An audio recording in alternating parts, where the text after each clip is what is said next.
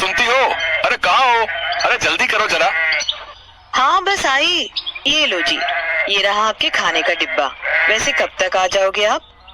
अरे अब मैं अभी से क्या बताऊं है? अगर ये सही कीमत पर और जल्दी बिक गया तो जल्दी आ जाऊंगा। इंशाल्लाह। वैसे क्या उम्मीद है, कितनी कीमत मिल जाएगी इसकी? देखो, जो मुझे पता लगा है, इस बार बकरे पहले से भी महंगे बिक रहे हैं, तो हमें भी मिल ही जाने चाहिए।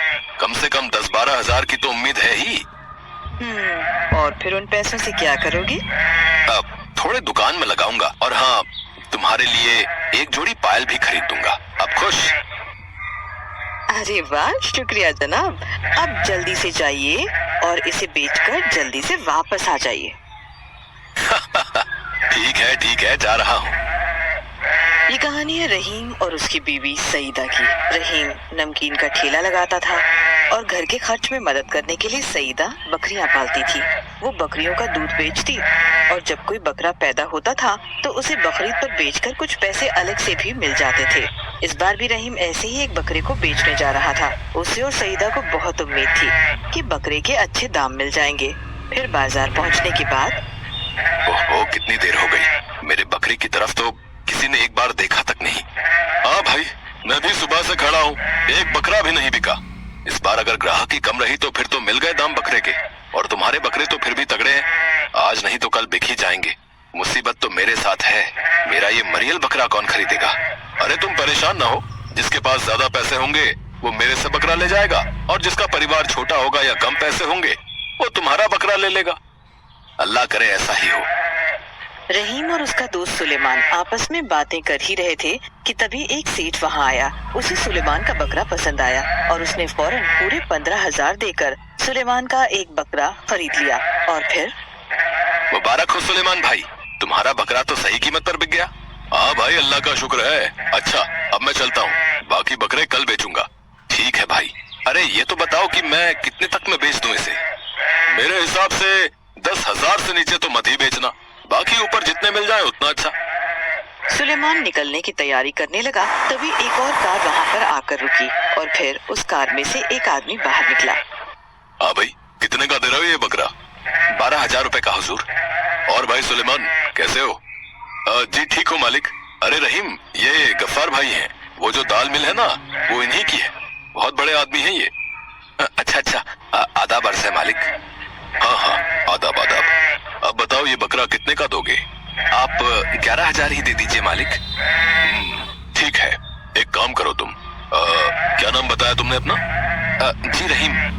हाँ तो रहीम, एक काम करो, शाम को आकर मेरी मिल से पैसे ले जाना, ठीक है? जी पर मैं अरे भाई, बटुआ भूल आया हूँ मैं अपना सुलेमान, जरा समझाओ इसे भाई।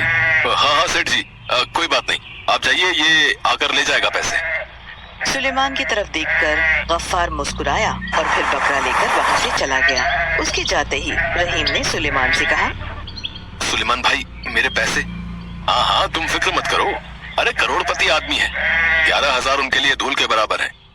तुम शाम को चले जाना उनकी मिल पर और ले आना अपने पैसे। ठीक है भाई, तुम कहते हो तो। सुलेमान अपने घर चला गया और रहीम बुझे मन से अपने घर की तरफ बढ़ गया। घर पहुँचते ही सईदा ने उससे पूछा, क्या हुआ जी, बिक गया बकरा? हाँ, बिक तो गया पर पैसे नहीं मिले। बिक गया पर पैसे नहीं मिले मतलब? सईदा ने रहीम की पूरी बात सुनी और फिर उसे समझाते हुए बोली, अरे तो जब सुलेमान भाई ने कहा है तो घबराने की क्या जरूरत है। अच्छा चलिए, मैं खाना लगा देती हूँ, शाम को आप चले जाना और पैसे ले आना, ठीक है? सईदा और रहीम दोनों बेफिक्र थे, लेकिन उन्हें क्या मालूम था कि गफ्फार एक नंबर का कंजूस और लालची आदमी था। शाम को जब रहीम गफ्फार की मिल पर पैसे लेने गया तो मिल के गेट पर बैठे गार्ड ने उसे ये कहकर वापस भेज दिया कि अभी साहब नहीं है, कल आना। रहीम मुंह लटकाकर वापस आ गया। अगले दिन भी यही हुआ। गार्ड उसे रोज कुछ न कुछ बहाना बनाकर वापस भेज देता और असल में गार्ड को ऐसा करने के लिए गफ्फार नहीं कहा था। फिर एक दिन बाजार में आखिरकार उसका सामना रहीम से हो ही गया। सेठ जी, 1 महीना हो गया है, अब तो बकरीद भी निकल गई। मेरा बकरा तो कुर्बान कर दिया होगा आपने, अब तो मेरे पैसे दे दीजिए।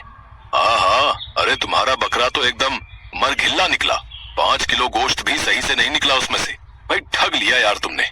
क्या बात कर रहे हैं सेठ जी, इतना ही गया गुजरा बकरा था मेरा, तो आपने खरीदा क्यों? मुझसे जबान लड़ाता है। ये पकड़ 3000। जुल्म मत करिए साहब, आज की तारीख में 3000 में कौन सा बकरा आता है? रखना है तो रख, वरना ये भी वापस कर मुझे। और साफ साफ सुन ले मेरी बात, कल से मेरी मिल के चक्कर काटने की जरूरत नहीं है, वरना इतना पिटवाऊंगा ना कि तेरे बकरे से भी ज्यादा मरियल हो जाएगा तू। गफ्फार की बात सुनकर रहीम हैरान रह गया। उसने ये सारी बात जाकर सुलेमान को बताई तो उसे भी रहीम के लिए बहुत बुरा लगा। साथ ही वो काफी शर्मिंदा भी था, क्योंकि उसी के कहने पर रहीम ने गफ्फार को बकरा दिया था। लेकिन रहीम ने सुलेमान से इसे लेकर कोई शिकायत नहीं की। बहुत देर तक दोनों बैठकर अफसोस करते रहे। और फिर भाई ये तो गलत हुआ तुम्हारे साथ, मगर उस लालची सेठ को सबक तो सिखाना पड़ेगा। क्या बात कर रहे हो भाई, जानते हो ना उसे, वो हम दोनों को पिटवा देगा। वैसे मेरे पास एक आइडिया है जिससे हम उसे सबक भी सिखा सकते हैं और हमारा बाल भी बाका नहीं होगा। अब ऐसा क्या आइडिया है तुम्हारे पास? सुलेमान ने अपने दिमाग में आई सारी खुराफात रहीम को बता दी। फिर दोनों ने गफ्फार को सबक सिखाने के लिए पूरा साल इंतजार किया। और फिर जब दोबारा बकरीद नजदीक आई तो इस बार भी रहीम अपना बकरा बेचने के लिए बाजार में खड़ा था। लेकिन इस बार उसका बकरा पिछली बार के मुकाबले काफी तगड़ा था। और इसके अलावा एक बहुत बड़ी खासियत ये थी कि उसके बकरे के माथे पर अल्लाह का नाम गुदा हुआ था। पूरे इलाके में खबर थी कि रहीम के घर एक ऐसा बकरा पैदा हुआ है जिसके माथे पर उसके जन्म से ही अल्लाह का नाम कुदरती तौर पर लिखा हुआ है, और इसी वजह से वो बहुत ही बरकती बकरा है। ये खबर उड़ते उड़ते लालची गफ्फार के पास भी पहुंची। और फिर गफ्फार ने फौरन सुलेमान को अपने पास बुलवाया। आओ सुलेमान मियाँ, अरे सुना है वो रहीम के घर ऐसा बकरा है जिसके माथे पर कुदरती अल्लाह लिखा हुआ है। जी सेठ जी, मैंने खुद देखा। अरे क्या करामाती बकरा है, जब से पैदा हुआ है रहीम के सारे कर्जे उतर गए, उसकी कमाई चौगुनी हो गई, और तो और उसकी बीवी की लंबी बीमारी भी ठीक हो गई। अच्छा, तो वो कितने में देगा वो बकरा? मुश्किल है सेठ जी, शहर से एक पार्टी आई थी, पूरे 95 लाख की बोली लगा कर गई है उस बकरे की। तो रहीम आपको तो नहीं बेचेगा वो बकरा। अरे मैं जानता हूँ, इसीलिए तो तुमको बुलाया है। मैंने भी उस बकरे के बारे में बहुत सुना है। मुझे वो बकरा चाहिए किसी भी कीमत पर। एक काम करो, मैं अभी के अभी तुम्हें पूरे 1 करोड़ रुपए दे रहा हूँ, क्योंकि रहीम मुझे सीधे सीधे तो बकरा बेचेगा नहीं। तो तुम ये पैसे उसे देकर मुझे वो करामाती बकरा ला दो। ठीक है सेठ जी, वैसे मुश्किल तो है, पर मैं कोशिश करके देखता हूँ।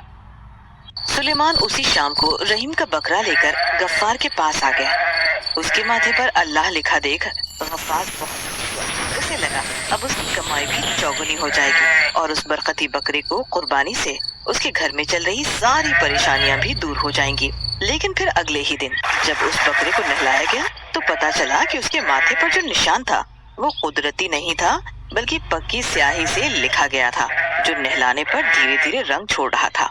ये देखकर गफ्फार गुस्से से लाल हो गया और फौरन सुलेमान को अपने पास बुलवाया। और फिर अरे कहाँ है वो रहीम, जल्दी बता, वरना। अरे मालिक, वो तो 1 नंबर का चालू निकला। 2 दिन पहले ही अपनी बीवी के साथ गांव छोड़कर चला गया। आपके पैसे तो ले ही गया, साथ में मेरा भी पूरे 1000 का उधार नहीं चुकाया उसने। सुलेमान की बात सुनकर गफ्फार अपना माथा पकड़कर रोने लगा और सुलेमान हल्की सी मुस्कान लिए वहाँ से निकल गया।